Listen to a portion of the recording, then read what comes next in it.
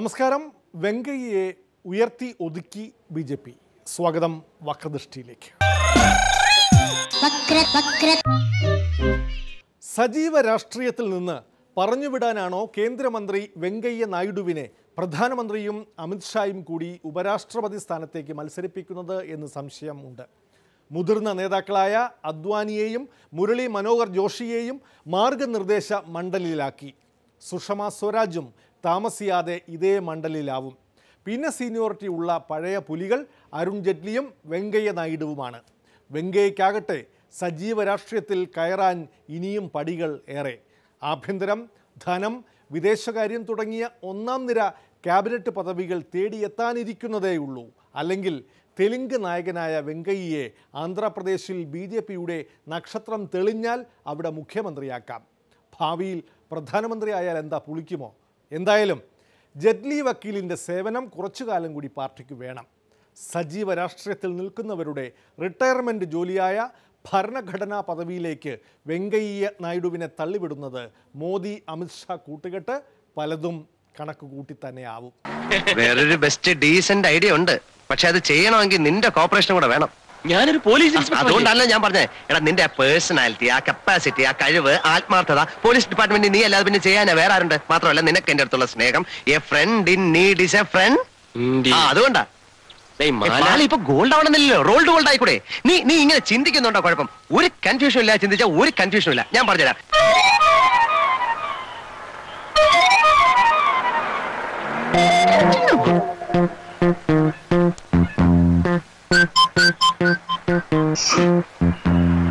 और urban development minister Shri M Venkaiah Naidu ji NDA की ओर से उपराष्ट्रपति पद के लिए प्रत्याशी होंगे.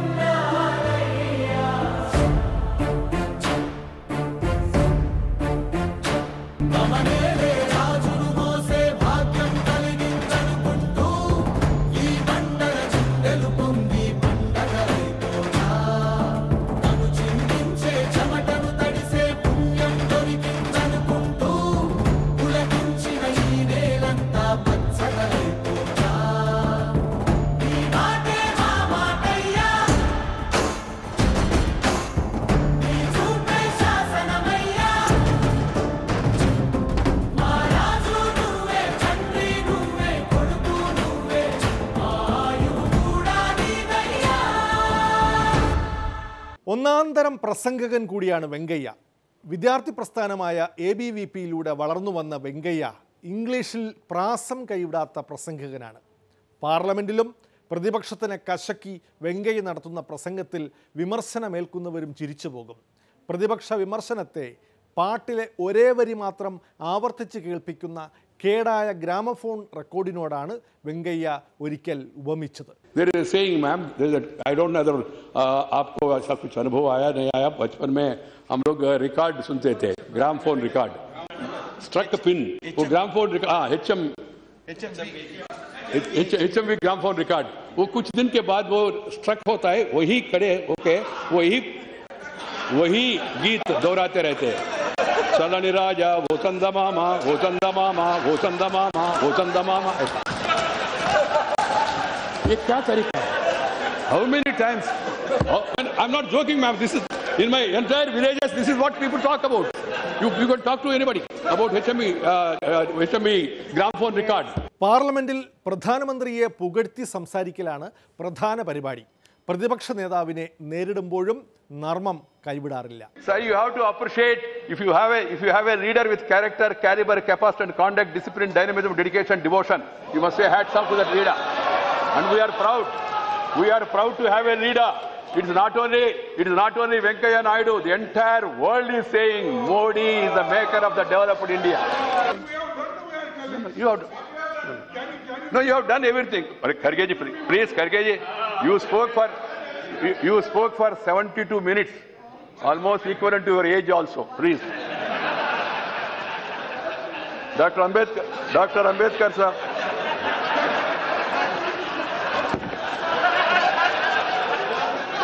Madam, because I'm not. That is the courtesy extended by Honorable Speaker. If you would have been there, you would not have allowed even 2 minutes.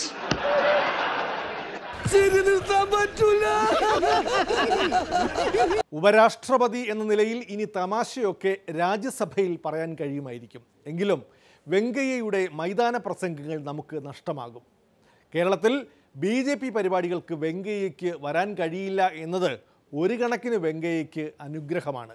ഔദ്യോഗിക പരിപാടികളാവുമ്പോൾ വിവരമുള്ള പരിഭാഷകർ ഉണ്ടാകും. ഒരു BJP പരിപാടിയിൽ വെങ്കയ്യയുടെ പ്രസംഗം പരിഭാഷപ്പെടുത്തി വധിച്ചതിന് ശേഷം വെങ്കയ്യ പിന്നീട് കേരളത്തിൽ കാലുകുത്തിയിട്ടേയില്ല. I'm sorry I can't speak to you in your beautiful, great, ancient language, Malayalam. I have to speak in English and there will be a translation. നിങ്ങളുടെ ഏറ്റവും പഴക്കമുള്ള ലാംഗ്വേജിൽ എനിക്ക് സംസാരിക്കാൻ കഴിയില്ല. ഞാൻ ഇംഗ്ലീഷിലാണ് സംസാരിക്കുന്നത്. Kottakkal Arya Vaidyashala is a big name across the country and also even parts of the globe also. Kottakkal Arya Vaidya Sala എന്നറിയപ്പെടുന്നത് ഇന്ത്യയിൽ മാത്രമല്ല ലോകത്തിന്റെ വിവിധ ഭാഗങ്ങളിൽ ഇത് പേരും പ്രശസ്തിയും എടുത്തിട്ടുള്ള പ്രദേശമാണ്, ഔഷധശാലയാണ്. The morning marriage, afternoon divorce, again night living together, that is the stain of the Congress and Communist parties. Yes, നമ്മുടെ ഇവിടെ അവർ കമ്മ്യൂണിസ്റ്റ് പാർട്ടിയും കോൺഗ്രസും ചെയ്തുകൊണ്ടിരിക്കുന്നത് രാവിലെ കല്യാണം, ഉച്ചയ്ക്ക് മാരേജ്, രാത്രിയാൽ കൂടെ കിടക്കുന്ന അത്തരത്തിലുള്ള ഒരു സംവിധാനമല്ലേ നമ്മുടെ കേരളത്തില്. The Parliament KC Venugopal and also KV Thomas and the other side Mr. Karunakaran Jaydevan all will come together. പാർലമെന്റിൽ ഇവരൊക്കെ വരുന്ന സമയത്ത് KC വേണുഗോപാലും അതുപോലെ തന്നെ നമ്മുടെ കാസർഗോഡ് MLA ആയിട്ടുള്ള അദ്ദേഹമൊക്കെ വരുന്നത് ഒരുമിച്ചാണ് അങ്ങോട്ട് വരുന്നത്. But you did not find to come to Kerala where a Dalit girl was raped and murdered and your government is there. You don't even open your mouth. താങ്കളുടെ പായിൽ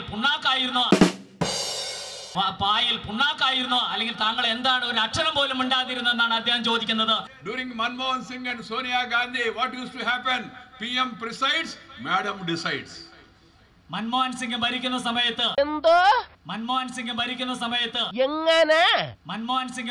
സമയത്ത് UPയുടെ കാലത്ത് PM ആണ്, മാഡം ഡിസൈഡ് ചെയ്യുന്നു. അതായത് നമ്മുടെ സോണിയാഗാന്ധി പറയുന്നു, അത് അനുസരിച്ച് നമ്മുടെ മൻമോഹൻ സിംഗ് പ്രവർത്തിക്കുന്നു, ഭരിക്കുന്നു എന്നായിരുന്നു. Most of the ministers are facing corruption charges. കേരളത്തിലെ എല്ലാ മന്ത്രിമാരും, ഒരു മന്ത്രി മാത്രമല്ല, എല്ലാ മന്ത്രിമാരും അഴിമതിയുടെ കേസുകൾ ഫേസ് ചെയ്തുകൊണ്ടിരിക്കുകയാണ്, അഭിമുഖീകരിച്ചുകൊണ്ടിരിക്കുകയാണ്. അതല്ലേ കേരളത്തിന്റെ അവസ്ഥ? എല്ലാ മന്ത്രിയും മെജോറിറ്റി മിനിസ്റ്റേഴ്സ്, എല്ലാ മന്ത്രി ഇത് മെജോറിറ്റി മിനിസ്റ്റേഴ്സ്, മെജോറിറ്റി മിനിസ്റ്റേഴ്സ്, ഭൂരിപക്ഷമുള്ള മന്ത്രിമാർ. Modi means MODI, making of developed India, that is Modi. Modi എന്ന് ഉദ്ദേശിക്കുന്നത് മേക്കിംഗ് ഓഫ് ഡെവലപ്പ് ഇന്ത്യ എന്നാണ് മോഡി എന്ന് ഉദ്ദേശിക്കുന്നത്. Making of developed India, what is that in Malayalam? ദൈവമേ, മൂർഖനെയാണല്ലോ ചവിട്ടിയത്. ഇന്ത്യയുടെ പുരോഗതിക്ക്, ഇന്ത്യയുടെ വികസനത്തിന്, ഇന്ത്യയുടെ വളർച്ചയ്ക്ക് വേണ്ടിയുള്ളതാണ് മോഡി എന്നാണ് ഉദ്ദേശിക്കുന്നത്. You are translating my English to your English. You have to translate to Malayalam. They know that very well. സമ്പൂർണ്ണ ചാറ്റരുട ബന്ദർക്ക ബച്ചേ. ഒരു അഴിമതിയെങ്കിലും നടത്താതെ എന്തു ഭരണകക്ഷി? കേന്ദ്ര ഭരണകക്ഷിയായ BJPയുടെ കേരള ഘടകം ആ കുറവ് പരിഹരിച്ചിരിക്കുന്നു. വാജ്പേയി ഭരണകാലത്ത് നാടുനീളെ BJPക്കാർ പെട്രോൾ പമ്പുകൾ ഒപ്പിച്ചെടുത്തു. ഇപ്പോൾ മെഡിക്കൽ കോളേജുകളാക്കാനുള്ള ശ്രമത്തിലാണ് ചില BJP നേതാക്കൾ. പാർട്ടി നടത്തിയ അന്വേഷണത്തിൽ പാർട്ടി നേതാക്കളുടെ പങ്ക് പുറത്തു വന്നിട്ടുണ്ട്. കേന്ദ്രഭരണത്തെ ഉപയോഗപ്പെടുത്തിക്കൊണ്ട് കേരളത്തിലെ BJP നേതാക്കന്മാർ കോടിക്കണക്കിന് ഉറുപ്പികയുടെ അഴിവ് നടത്തുന്നു എന്ന് BJPക്കകത്ത് തന്നെ ആരോപണം ഉയർന്നു വന്നിരിക്കുകയാണ്. ജനറൽ സെക്രട്ടറി ക്ലബിന്റെ വാർഷിക റിപ്പോർട്ട് സമർപ്പിക്കുമ്പോൾ ദയവ് പ്രശ്നങ്ങളൊന്നും ഉണ്ടാക്കരുത്. എന്തായാലും നമുക്ക് സമാധാനപരമായി കൈകാര്യം ചെയ്യാവുന്നതേ ഉള്ളൂ. എന്തൊരു സമാധാനം! ആ കാട്ടുകള്ളനെ സെക്രട്ടറി ആക്കരുതെന്ന് ഞാൻ 1000 തവണ പറഞ്ഞാണ്, കേട്ടില്ല. അനുഭവിച്ചോ? കാട്ടുകെട്ട് അവൻ ഈ ക്ലബ്ബ് പെരുവഴിയിലാക്കും. ഈ ക്ലബിനെ സംബന്ധിച്ചിടത്തോളം താങ്കളും കോമക്കുറുപ്പും തുല്യ പ്രാധാന്യമുള്ളവരാണ്. ഒരു ഞെട്ടിൽ വിടുന്ന 2 പൂക്കൾ. അവൻ പൂവല്ല, കാളകൂട വിഷമാണ്. എഴുതി കൊടുത്തുകൊണ്ടുള്ള ആരോപണം തന്നെ ചില BJP നേതാക്കന്മാർ ഉന്നയിച്ചു കഴിഞ്ഞിരിക്കുകയാണ്. ഈ പശ്ചാത്തലത്തിലാണ് BJPക്ക് തന്നെ ഒരു കമ്മിറ്റിയെ ഇതിൽ നിശ്ചയിക്കേണ്ടി വന്നത്. കമ്മിറ്റി അന്വേഷിച്ച ആരോപണത്തിന് വസ്തുതയുണ്ട് എന്ന് കണ്ടെത്തിയതായിട്ടാണ് റിപ്പോർട്ട് പുറത്തു വന്നിരിക്കുന്നത്. നിങ്ങളൊക്കെ ആ കോമാളിക്കുറിപ്പിന് വളം വെച്ചു കൊടുത്തു. ഞാൻ പറയുന്നു, അവനൊരു സാമൂഹ്യ ദുരന്തമാണ്.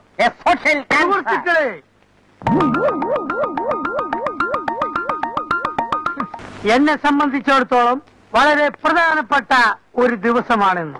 ഓൾ ഇന്ത്യ മെഡിക്കൽ കൗൺസിലിൻ്റെ അംഗീകാരം വാങ്ങിത്തരാം എന്ന് പറഞ്ഞുകൊണ്ടാണ് ചില സ്വകാര്യ മാനേജ്മെൻറ്റിൽ നിന്ന് കോടിക്കണക്കിന് രൂപ കൈക്കൂലി വാങ്ങിയതായുള്ള ആക്ഷേപം പുറത്തു വന്നിരിക്കുന്നത്.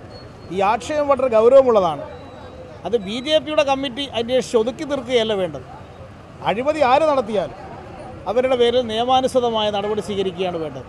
അതിൻ്റെ ഫലമായി ഈ വന്ന വസ്തുതകളെല്ലാം പരിശോധിക്കാൻ വിജിലൻസ് തയ്യാറാകണമെന്നാണ് എനിക്ക് ആവശ്യപ്പെടാനുള്ളത്.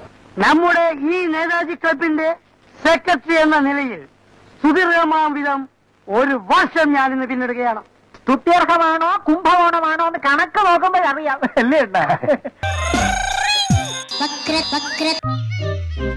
ക്രമസമാധാന പാലനവും സ്റ്റേഷൻ ഭരണവും ഒഴിവാക്കി പോലീസ് സ്റ്റേഷനിൽ മുടിവെട്ട് തുടങ്ങിയോ എന്നറിയില്ല. മുടി നീട്ടി വളർത്തിയ കറുത്തവനായ യുവാവാണെങ്കിൽ അവൻ ക്രിമിനലാണെന്ന ധാരണയാണ് പോലീസിന്. പാവറട്ടിയിൽ പോലീസ് കസ്റ്റഡിയിൽ മർദ്ദനമേറ്റ ദളിത് യുവാവ് ആത്മഹത്യ ചെയ്ത സംഭവത്തിൽ 2 പോലീസുകാരെ സസ്പെൻഡ് ചെയ്തിരിക്കുന്നു. ആക്ഷൻ ഹീറോ ബിജുമാരായി യുവാക്കളെ മുടിയെടുപ്പിക്കാനും സദാചാര പോലീസ് ചമഞ്ഞു മർദ്ദിക്കാനും തയ്യാറാവുന്ന പോലീസുകാർക്കെതിരെ സസ്പെൻഷൻ പോരാ, കൊലക്കുറ്റത്തിന് തന്നെ ഇവർക്കെതിരെ കേസെടുക്കണം. നമ്മുടെ ഷാഡോ പോലീസ് 2 ഫ്രീക്കന്മാരെ പോയി. സദാചാര പോലീസ് ചെയ്യുന്നത് പോലെ സിവിൽ ഡ്രസ്സിൽ റോഡിൽ നിന്ന് സംസാരിച്ച ഒരു ദളിത് ബാലനെ, ഒരു യുവാവിനെ പിടിച്ചുകൊണ്ടുപോയി അയാളെ ഇത്ര ക്രൂരമായി മർദ്ദിക്കുക എന്ന് പറയുന്നത് 3ാം മർദ്ദന മുറ പിണറായിയുടെ ആഭ്യന്തര വകുപ്പിൽ പോലീസ് ഇപ്പോഴും തുടരുന്നു എന്നുള്ളതിന് തെളിവാണ്.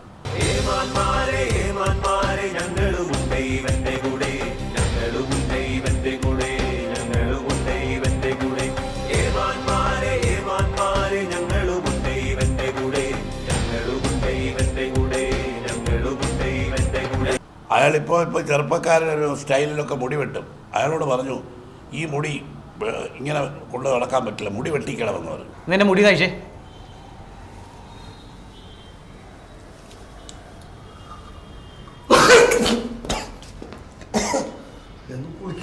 ഈ ജാതി കോലം കെട്ടി നടക്കാനാണ് അമ്മമാർക്ക് പൈസ വേണ്ടത്. അയാളൊരു ബ്യൂട്ടീഷ്യൻ ആയിട്ട് പ്രവർത്തിക്കുന്ന ആളാണ്. അയാൾ ഇതിനെല്ലാം മനംനൊന്താണ് ആത്മഹത്യ ചെയ്തത്.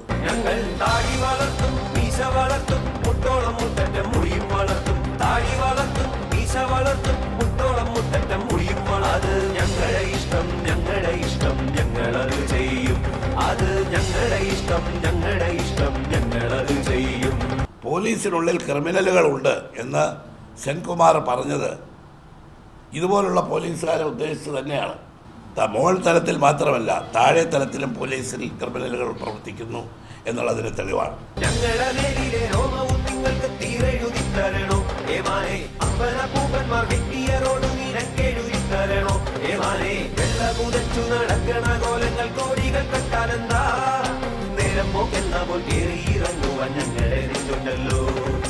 അതുകൊണ്ട് ഈ സംഭവത്തിൽ കുറ്റക്കാരനായ പോലീസ് ഉദ്യോഗസ്ഥനെ സർവീസിൽ നിന്ന് സസ്പെൻഡ് ചെയ്യുകയും ആത്മഹത്യയ്ക്ക് പ്രേരണ തിരുത്തിയത് ഇയാളുടെ മർദ്ദനമാണ്.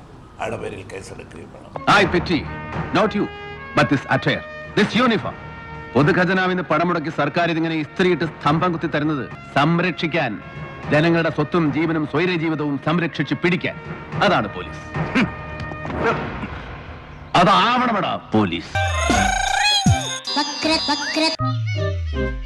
വക്രദൃഷ്ടിയിൽ ഇടവേളയാണ്. ശിവൻകുട്ടി ഇടപെടും.